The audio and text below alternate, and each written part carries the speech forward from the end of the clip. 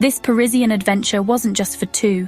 Oh no, we brought the whole crew, our two grown children, Liam, the thoughtful older one, always with a book or an insightful comment, and Chloe, the adventurous spirit, ready for anything, with a camera perpetually in hand, capturing moments, creating her own stories. They were our legacy, the beautiful, tangible result of that long-ago Parisian romance, now here with us, full circle. Then there was Liam's wife, Sarah. Sweet, calm, the perfect balance to Liam's intensity.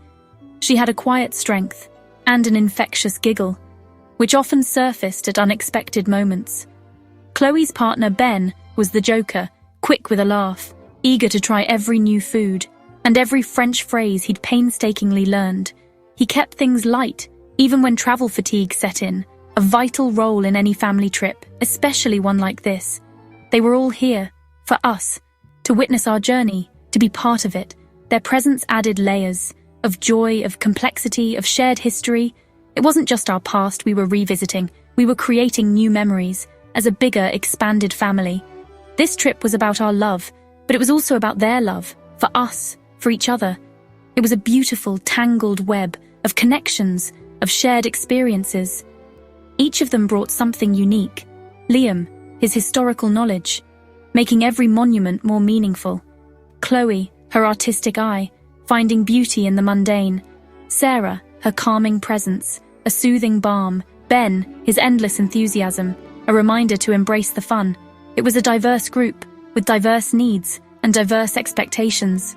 This would be an adventure in every sense of the word. I wouldn't have it any other way. Probably. Revisiting old haunts was like walking through a dream. The small cafe where we'd sheltered from the rain, it was still there. The red awning a little faded, the chairs slightly different. But the feeling, that cozy, intimate feeling, it rushed back.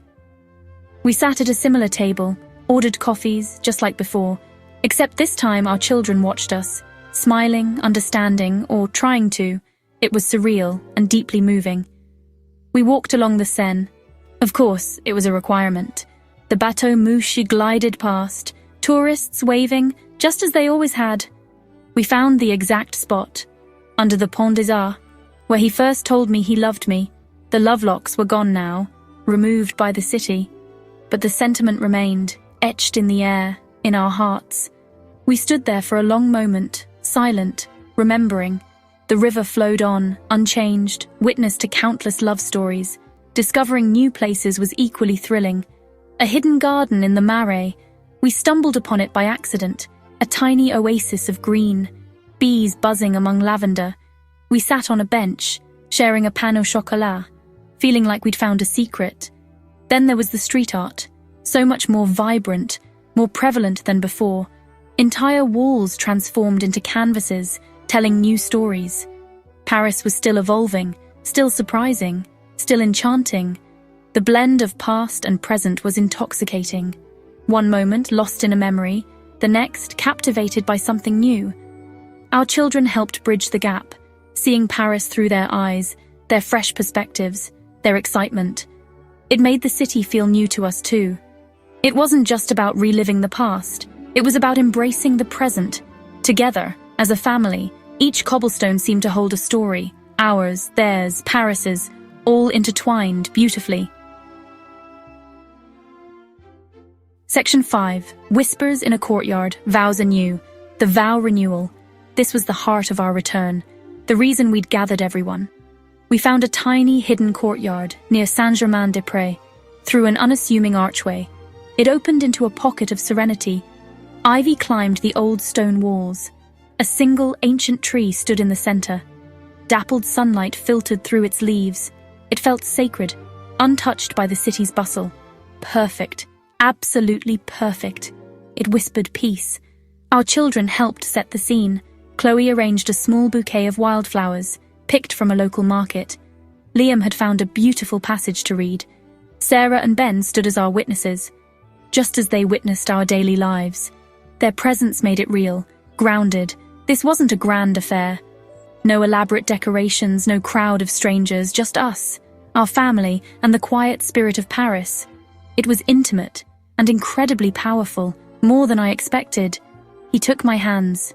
His were warm, familiar, 30 years of holding these hands, through thick and thin, through joy and sorrow.